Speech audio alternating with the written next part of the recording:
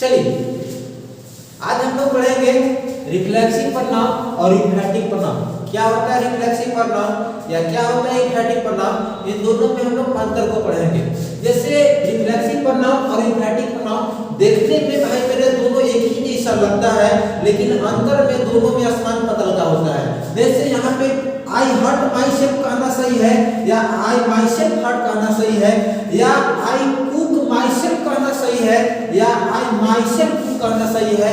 इन सारे बातों का जवाब हम देंगे, लेकिन फिलहाल में हम लोग समझेंगे पहले कि क्या होता है रिफ्लेक्सिव पढ़नाम और क्या होता है इम्फैटिक पढ़नाम। जब हम लोग समझ जाएंगे कि रिफ्लेक्सिव पढ़नाम और इम्फैटिक पढ़नाम में अंतर क्या होता है, तब इसके बाद हम लोग अपने आप पता कर लेंगे कि आई कुक माई सेल्फ कहना सही है या आई माई सेल्फ कुक कहना सही है, या हम लोग आई हर्ट माई सेल्फ कहना सही है या आई माई सेल्फ हर्ट कहना सही है।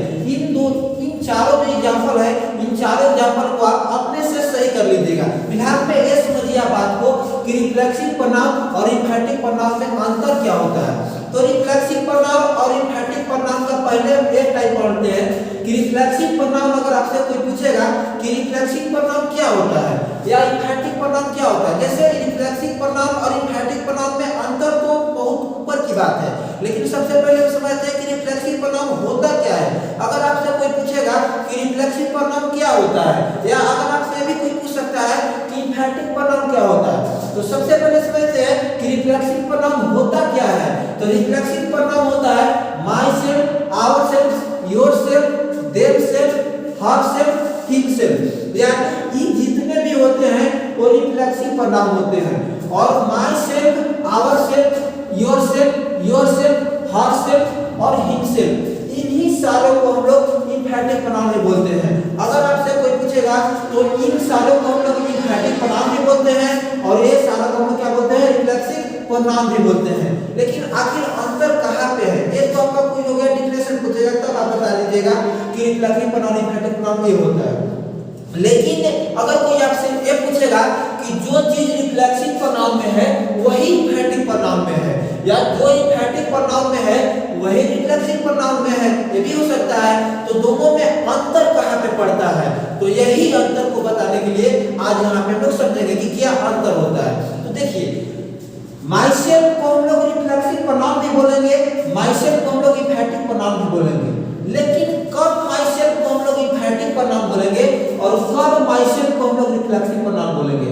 या सिर्फ माई सेल्फ के साथ ही नहीं ऐसा होता है, हिम सेल्फ, हर सेल्फ, मतलब जितना भी ये लिखे हैं या जितना ये सारा लिखे हैं वो सारे के साथ होता है। तो हम लोग कब माई सेल्फ को रिफ्लेक्सिव पढ़नाम कहेंगे और कब माई सेल्फ को इम्फैटिक पढ़नाम कहेंगे, इस बात को आप समझिए।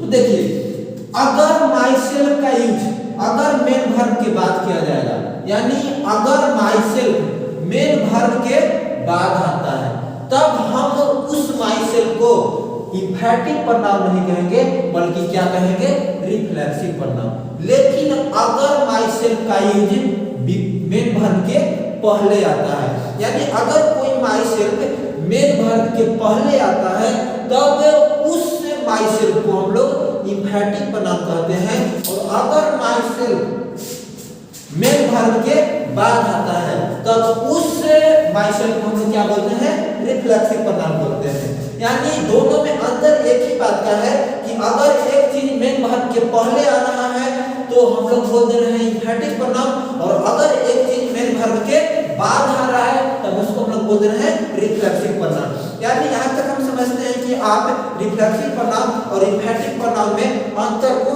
समझ गए होंगे।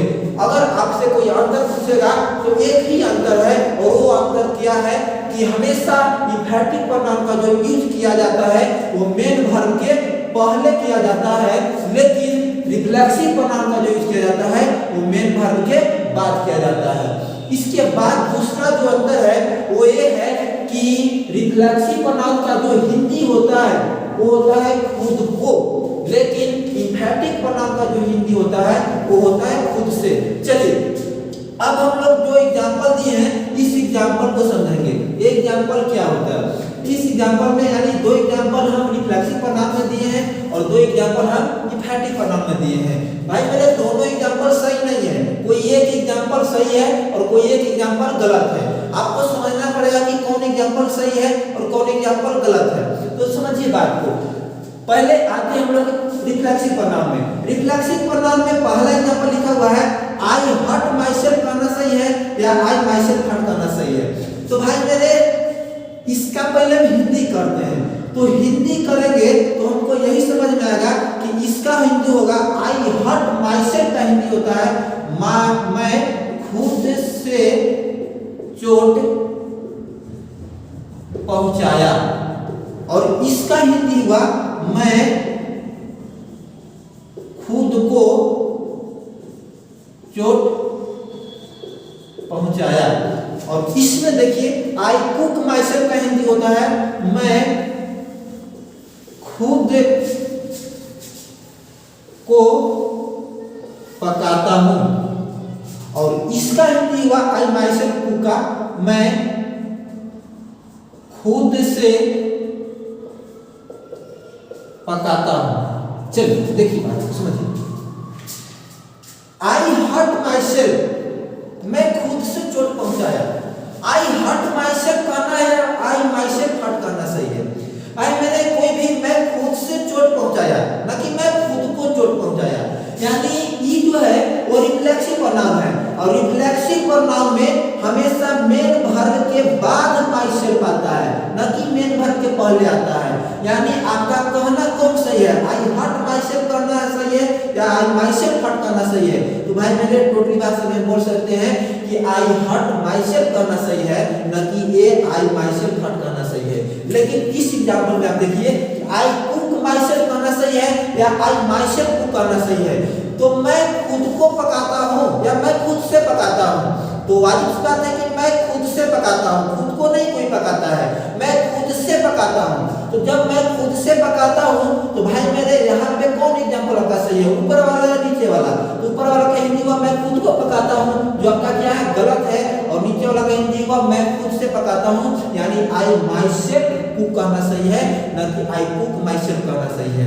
हम लोग हिंदी करके आपको समझना पड़ेगा कि किसका क्या सेंस दे रहा है। जब तक आप हिंदी नहीं करिएगा तब तक आपको पता नहीं चलेगा कि किस में इम्फैटिक परिणाम यूज करें और किस में रिफ्लेक्सिव परिणाम यूज करें। वैसे तो हम बता दिए कि मेन वर्ब के बाद जो आता है वो हमारा होता है रिफ्लेक्सिव परिणाम, और जो मेन वर्ब के पहले आता है वो होता है इम्फैटिक परिणाम। साथ ही साथ हम ये भी बात को बता दिए कि रिफ्लेक्सिव परिणाम का जो हिंदी होता है वो खुद को होता है, लेकिन इम्फैटिक परिणाम का हिंदी होता है खुद से।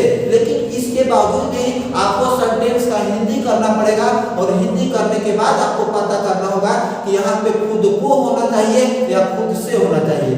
चलिए जब इतना गुण हम लोग अंतर समझ गए रिफ्लेक्सिव परिणाम इम्फैटिक परिणाम के बीच में, तब हम लोग आगे थोड़ा सा एक नोट पॉइंट को देख लेंगे। और वो नोट पॉइंट बहुत ज्यादा माइनर मिस्टेक होता है।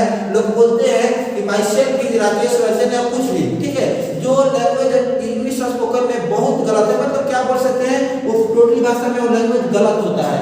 क्यों गलत होता है, माई सेल्फ कहना क्यों सही गलत है या क्या सही है, इन सारे बात को हम लोग पढ़ेंगे। लेकिन फिलहाल में सबसे पहले समझिए कि नोट पॉइंट में है क्या। तो नोट पॉइंट में भाई मेरे यही है कि रिफ्लेक्सिव परिणाम और इम्फैटिक परिणाम, यानी रिफ्लेक्सिव परिणाम और इम्फैटिक परिणाम का हम लोग कभी भी सब्जेक्ट के रूप में यूज नहीं करते हैं। लेकिन कभी कभी आप देखिएगा कि लोग बोल देते हैं कि my self is Rakesh Ranjan, या माई सेल्फ इज मोहन, या माई सेल्फ इज राम, या माई सेल्फ इज कुछ भी नेम बोल देते हैं। तो इंग्लिश स्पोकन में बोला जाता है, जो टोटली भाषा में हम बोले तो वो गलत माना जाता है।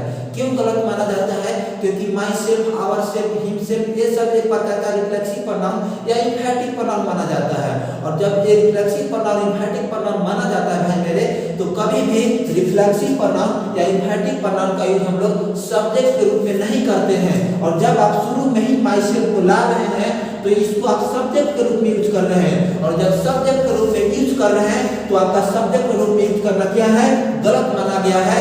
यानी myself is Rakesh Ranjan या myself is Ram, myself is Sohan, ये आपका कहना गलत माना गया है। और इसके बाद मतलब सही क्या माना गया है, तो आपको सही बोलना है, आपको अपने नाम के बारे में बताना है। तो आप ये बोलिए my name is Ranjan Kumar, my self is Ranjan Kumar, कहना क्या है, गलत है।